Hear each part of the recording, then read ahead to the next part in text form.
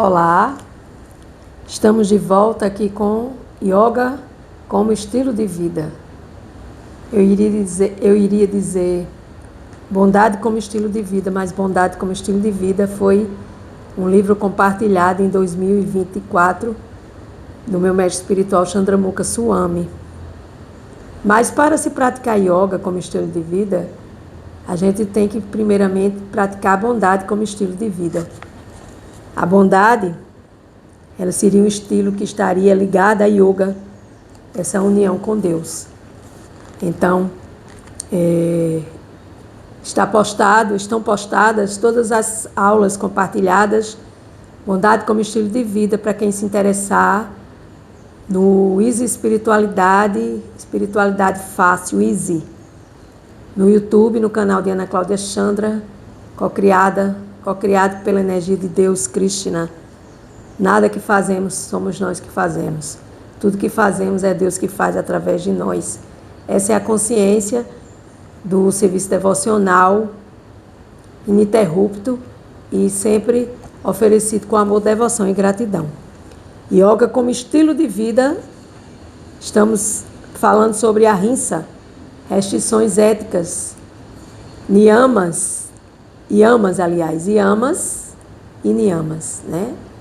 Então, yamas é uma forma que a gente tem que praticar e se relacionar com essa yoga para o mundo externo e niyamas para o mundo interno. Então, ahimsa, né? Yoga como estilo de vida, ahimsa é um convite à não violência. Apenas sobre a influência da ilusória energia material conhecida como Maya, uma pessoa experimenta sentimentos de inferioridade ou inveja em relação aos outros. Então, Maya, ela testa a gente na inveja e com esse sentimento de inferioridade. Tais sentimentos não podem brotar no coração de um yogi avançado em conhecimento transcendental, uma vez que ele reconhece a igualdade espiritual inerente a todos os seres e compreende que as diferenças são essencialmente materiais e nunca espirituais. As diferenças, elas são sempre materiais e nunca espirituais. Então, esse é outro ponto de referência que nós podemos ter para praticar não violência, ahimsa. A gente vê Deus em tudo, em todos, e tudo que se move é sagrado. Então, as dualidades da vida do mundo material dividem-se como rico e pobre, famoso e infame, superior e inferior, e são apenas designações superficiais, ligadas apenas ao corpo material. Desculpem. Então, quando a gente está falando em yoga, a gente está falando no eu superior, que é a alma. E o eu inferior é o corpo. E essa combinação, essa reestruturação e esse equilíbrio entre o eu superior alma e o eu inferior corpo vai dar um caminho de yoga igual. O resultado é igual alma superior com o controle do corpo, que é o eu inferior, vai dar o caminho igual, o sinal de igual ao caminho de yoga, onde nós vamos perceber que tudo isso apenas é dualidade do mundo material. Eu sou rica, eu sou pobre. Eu sou famoso, eu sou infame. Honra, desonra, né? Que muitas vezes parecem reais, mas são frutos de dualidades encontradas apenas nas experiências kármicas que os personagens, e não as almas em si, experimentam por conta das ações e reações de suas atividades egoístas. Então, quando alguém me chama de mentirosa, alguém está me difamando. Mas se eu escuto isso, né, eu tenho que entender que isso é uma experiência kármica, que, segundo o autor do livro, nós experimentamos por conta das nossas ações e reações e nossas atividades egoístas, tanto do presente como do passado. A Maya, a força motriz por trás das dualidades materiais, que eu também faço um adendo e digo que é também a varinha que nos catuca e nos cutuca, né? Ou seja, a massa orientadora, né? Aquela varinha, né, que vai bater na gente e vai dizer: ei, ou você se torna uma pessoa melhor, ou você olha para você e busca sua profundidade maior, né? Porque nós precisamos buscar a nossa profundidade espiritual, porque senão a gente vai viver na periferia, falando perifericamente das coisas, ouvindo coisas e respondendo de forma evasiva ou de forma não tão sábia. Por quê? Porque isso são coisas que vêm no nosso eu, na nossa alma. E nós precisamos trabalhar essas ações e reações para que a gente possa exercer a nossa união com Deus em Dharma, na nossa missão, né? Essa Maya é a força motriz por trás das dualidades materiais, bom e mal, quente e frio, questão corporal, questão material. Conforme a Gita afirma no capítulo 6, verso 32, salve a Bhagavad Gita, de maneira clara, o yogi perfeito enxerga a verdadeira igualdade em todos os seres, independentemente se por hora estão agindo de forma virtuosa ou pecaminosa. Ou seja, Deus está no coração de todas as almas, né? Como a grande alma, Paranatma, a grande alma na Jivatma, na pequena alma. Então, se eu ajo de forma desonesta, é algo que eu estou no momento passando por essa ação, vivendo essa ação, né? E trazendo de volta as ações e reações de nossas atividades egoístas, né? Se estamos felizes ou aflitos, é apenas Maya. Maya está nos dando esse estado para que a gente possa entender que tudo passa, tudo sempre passará. E vai depender muito de você que me escuta agora, da forma como você vai buscar esse yoga, ser um yogi. Yogi é aquele que se une a Deus em yoga, aquele que se une a Deus nas boas ações, né? Então, a misericórdia de Deus, né, também é uma qualidade de Deus que nós também podemos exercer e buscar essa igualdade, né? Enquanto permanecemos neste mundo, nos preparando e aguardando nossa transferência novamente ao mundo espiritual, o yogi perfeito se dedica a difundir o conhecimento através do qual as pessoas podem se tornar conscientes de sua natureza eterna e espiritual e assim recobrarem sua consciência de Deus. Então, trazer o conhecimento para as pessoas, a oferecer um ombro amigo, uma mão amiga para tirar as pessoas da ignorância. Como? Levando conhecimento. Como? Levando conhecimento para tornar as outras pessoas conscientes e difundir esse conhecimento. Para quê? Para que você possa servir a Deus mais melhor e ao mundo, ao planeta também. A Ahimsa é um convite para servirmos ao mundo, para vivermos em harmonia com os outros, reconhecendo a interconexão de todas as formas de vida. Então, quando você compartilha sabedoria, quando você ensina e não fica só parado e só escutando, porque a gente não veio aqui só para escutar, a gente veio aqui para escutar e também compartilhar. Né? A gente só querer escutar é uma forma egóica também da gente só querer receber e nada dar, né? Então, se você tem conhecimento, se você pode ajudar a Deus, se você pode fazer serviço devocional a Deus, mais e melhor, você se dedica a Deus nessa tarefa de trazer a consciência de Deus nos seres humanos, nas almas condicionadas que somos nós. Então, a Ahimsa é um convite para a paz interior e, consequentemente, para contribuirmos com a paz no mundo. Então, quando eu estou em paz, eu trabalho em paz e eu contribuo com essa paz em mim, no outro e no planeta, né? Então, assim, a gente precisa também entender, né, que a Bhagavad Gita, ela foi falada pela Suprema Personalidade de Deus, que agora em abril, estou estreando a Bhagavad Gita do início, da introdução, reestreando novamente, né, porque em 2024 eu fiz o capítulo 7 ao 18, e agora em 2025 vamos fazer a introdução e do capítulo 1 até o 6º, para completar a Bhagavad Gita. Então, a Bhagavad Gita, ela traz vários segmentos falados pela Suprema Personalidade de Deus, e um deles é: o yogi humilde, dotado de conhecimento espiritual, vê com visão igual o Brahmana, que é o estudioso espiritual, erudito e cortês. A vaca, que é apenas um animal que no Brasil se mata muita vaca e se come muita carne, e o elefante e o cachorro.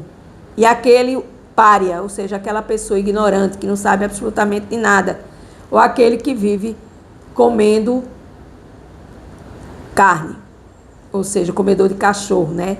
A Bhagavad Gita, capítulo 5, verso 18. Esse comedor de cachorro podem assustar, talvez, a quem escuta isso, mas na Índia tem uma população muito grande e a maioria é pobre. E as pessoas, às vezes, comem cachorro. E aqui na Bhagavad Gita, o Senhor Krishna diz que o verdadeiro yogi é aquele que vê todo mundo igual. O ignorante, o comedor de cachorro, porque ele não tem o que comer, e ele come carne de cachorro. Aqui no Brasil se come carne de coelho, aqui em João Pessoa mesmo tem um bar chamado Coelhos Bar, onde se mata coelho e come. Então, por que a gente vai se assustar só com as coisas da Índia? Se aqui no Brasil se faz coisas iguais ou até piores, né? Então, a gente tem que se dotar de conhecimento espiritual para que a gente entenda que a alma está em tudo e em todos, sem exceção. A alma não está só nós, seres humanos, que nos achamos o último bombom da caixa de chocolate cara, né? Mas esse verso também indica que a gente precisa ver com os olhos físicos, né? Que nós vemos com os olhos físicos e fazemos essa diferença entre várias formas de vida. Ah, aquele ali é um cachorro, aquele ali é um gato. Não, tudo é forma de Deus, tudo tem alma de Deus, tudo tem Paranatma em todas as entidades vivas. Todas as entidades vivas, minha gente, não tem exceção. Um caramujinho dentro do mar, lá no fundo do mar, ou então uma formiguinha de açúcar que fica perturbando seu açucareiro, tem uma alma. E, às vezes, não podemos matar nem a formiguinha de açúcar porque estamos impedindo aquela formiga de evoluir. A verdade é essa, né? Os praticantes avançados de yoga, cujas visões são iluminadas pelo conhecimento de Deus, compreendem que as almas que habitam diferentes corpos compartilham de uma essência espiritual comum que é a alma. Além disso, por compreenderem que o Supremo é a fonte de toda a existência, emana benevolência contínua e indiscriminada aos corações de todos. Eles não dão grande importância às distinções físicas. Então, quando a gente faz distinção física entre as pessoas, a gente está vendo com os olhos de Maia, com os olhos da matéria. Mas quando a gente olha e vê tudo igual, nós estamos vendo com os olhos de Deus. Percebemos a presença de Deus no âmago de cada ser. E os yogis entendem que toda alma é intrinsecamente parte de Deus, como uma folha é parte de uma árvore. Assim, reconhecemos a profunda interconexão entre todas as formas de vida, tendo o Supremo como rejunte. Eles nutrem profundo respeito e cuidado por todos os seres e demonstram amor genuíno por cada um. Que coisa maravilhosa ler isso. E que coisa trágica ver que nós fazemos exatamente o contrário na nossa vida material neste planeta Terra. Com essa compreensão surge uma compaixão abrangente que os leva a tratar cada ser, humano, animal ou vegetal, com gentileza e bondade. Então, não é só tratar a nossa família, os nossos amigos, nossos amores, o nosso chefe com medo de perder o emprego, com bondade e gentileza, porque isso é falso prestígio, né? Bajulação é falso prestígio. E querer ser exaltado também é falso prestígio, né? Aquela pessoa é inteligente. Não, a gente só faz aquilo que Deus quer que a gente faça. Então, quando a gente trata as pessoas, os seres humanos, humano, animal, vegetal, com gentileza e bondade, assim as barreiras do egoísmo, os verdadeiros yogis, que são unidos a Deus em conhecimento, assumem o compromisso de preservar a beleza e a diversidade da vida em nosso planeta, promovendo a harmonia em toda a criação. Então, minha gente, isso aqui não é simplesmente uma leitura, não. Isso aqui é educação, educação espiritual, educação para a nossa alma. Ahimsa, um convite à não violência, né? Se queremos eliminar nossa propensão à violência verbal e física, devemos começar pelo nível mental, no sentido de coibir pensamentos violentos, críticos ou negativos. E a gente critica mesmo, critica ou compara, julga e analisa. Meu falso ego, minha mente, meu sentido, estão sempre fazendo isso. E eu estou sempre combatendo eles com o mantra Hare Krishna. Como a rinça não violência implica em cultivar atitude de autocompaixão, autoaceitação, amor próprio, bem como evitar julgamentos e críticas em relação aos outros, a não violência também está relacionada à forma como nos comunicamos, a comunicação não violenta, evitando julgamentos e críticas em relação aos outros. Não critique, não compare, não julgue, não analise. Isso é um mantra fantástico para a gente repetir todos os dias em combate ao nosso falso ego. Não critique, não compare, não julgue e não analise. Tendo cuidado, evitando palavras ferinas, difamatórias ou ofensivas. Então a gente faz isso mesmo, a gente fere, a gente difama, a gente ofende, a gente não pede desculpa, a gente não é humilde. Então a gente pratica violência o tempo todo. E a gente acha que é bonzinho, que é queridinho, que é o maioral, que é o bonzinho. Isso é ilusão, minha gente. A gente caiu aqui neste planeta Terra porque a gente não tem nada de bonzinho, a gente tem tudo de apegado, né? Não desfazendo das almas dos seres humanos, porque todos nós somos filhos de Deus e merecemos uma segunda ou terceira ou milhões de chances de acordo com a nossa vontade, né? Deus nos colocou aqui para nos testar. Yoga Maya é a varinha de condão, a varinha que bate, bate, bate, bate. E diz assim, acorde, acorde, acorde, almas dormentes, né? A gente quando a gente dorme, a gente acorda, a gente continua dormindo, porque a gente não tem conhecimento transcendental e a gente não sabe nem quem a gente é, nem o que a gente veio fazer aqui. Claro que eu estou falando que toda regra tem sua exceção. Então, assim, essas palavras nobres, elas podem ter um impacto na comunicação não violenta, amorosa e compassiva. A disciplina da fala consiste em proferir palavras agradáveis, benéficas e que não perturbem a mente dos outros, e também em recitar regularmente a literatura védica. Bhagavad Gita, capítulo 17, verso 15, quem diz isso? A Suprema Personalidade de Deus. A disciplina da fala consiste em proferir palavras verazes, não vorazes, verazes, agradáveis, benéficas e que não perturbem os outros. Por exemplo, a gente está perturbando a mente dos outros, é muito ruim. E a gente perturba muito a mente dos outros com muita coisa desnecessárias. Então, a gente estudar a literatura védica, a gente buscar a Bhagavad Gita também faz parte da comunicação, da disciplina, da fala, porque quando a gente aprende, a gente surpreende a nós e aos outros, mudando o nosso estilo para a bondade, como estilo de vida. Veja que no começo desse vídeo, eu falei que para praticar yoga como estilo de vida, a gente primeiro tem que transformar o nosso estilo de vida, saindo da ignorância, indo para a paixão e reservando um lugar especial, sempre que possível, no nosso coração para a bondade. Então, a Bhagavad Gita, que remonta a cerca de quase 5.000 anos atrás, vai ao encontro de uma passagem que viveu há cerca de 5.000 anos atrás, como está sendo dito aqui. E Chandramukha Swami, né, ele também cita aqui uma passagem do filósofo Sócrates, que ele fala dos 3 filtros da sabedoria, né, que é o filtro da verdade, o filtro da bondade e o filtro da utilidade. Vou repetir, o filtro da sabedoria, que é o filtro da verdade, o filtro da bondade e o filtro da utilidade, né? O que quero falar é verdadeiro? O segundo filtro questiona sobre a natureza amável. O que estamos prontos a falar contribuirá para o bem-estar e o desenvolvimento positivo de quem me ouve? E o terceiro e último, nossas palavras terão um propósito construtivo? Então, o filtro da sabedoria traz essa meditação. O que eu estou falando, né? O que eu quero falar é verdadeiro? O que estamos prontos a falar contribuirá para o bem-estar e desenvolvimento positivo do ouvinte? Filtro da bondade. E o filtro da utilidade. Nossas palavras terão um propósito construtivo? Elas agregarão algum valor? Então, esses filtros nós devemos observar na nossa comunicação, porque a Suprema Personalidade de Deus já nos diz no Bhagavad Gita, né? A disciplina da fala consiste em proferir palavras verazes, agradáveis, benéficas e que não perturbem os outros.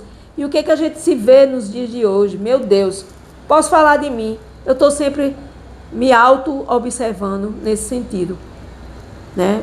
Às vezes é melhor ficar em silêncio, digamos, passando por determinadas coisas em silêncio, conversando com Deus, que Ele vai te mostrar a verdade, Ele vai te mostrar as coisas na hora certa, para tu tomares as disposições que tu tenhas vontade de tomar. E você vai usar esses filtros da sabedoria, da verdade e da utilidade, para que você observe esses filtros. Você vai se comunicar consciente e compassivamente. Por quê? Porque a gente abre a boca e a gente fala o que não quer e às vezes o que quer mesmo, né? E aí a gente vai buscar refletir antes de escolher as nossas palavras com sabedoria, levando em consideração a verdade, a bondade e a utilidade do que vamos expressar. Então eu vou finalizar aqui, que já deu 20 minutos, e fazer esse convite a vocês que me escutam, para que a gente entenda que a rinça a gente comete toda hora violência contra nós, contra o outro e principalmente contra Deus. E por isso que nossas vidas não andam e ficam estacionadas e a gente reclama e diz: ó Deus, o Senhor esqueceu de mim. Que, ó Deus, o Senhor não é tão compassivo como o Senhor diz que é. Mas a culpa não é de Deus, a culpa é nossa, porque a gente não se analisa. E a gente vive numa conchinha fechada, na nossa zona de conforto, achando que está tudo bem, não tem nada bem. É só você ligar a televisão, é só você conversar com as pessoas, é só você sair aí fora e perguntar como vai você. E se a pessoa sente confiança, ela vai dizer: minha vida está um caos. Geralmente a gente vai escutar isso. Então, a rinça, um convite à não violência, busca essa comunicação da fala, busca esse conhecimento espiritual, que vê um erudito, um estudioso, que vê um animal, que vê um ignorante, que vê aquela pessoa que passa fome, come carne de cachorro na Índia, tudo igual, né?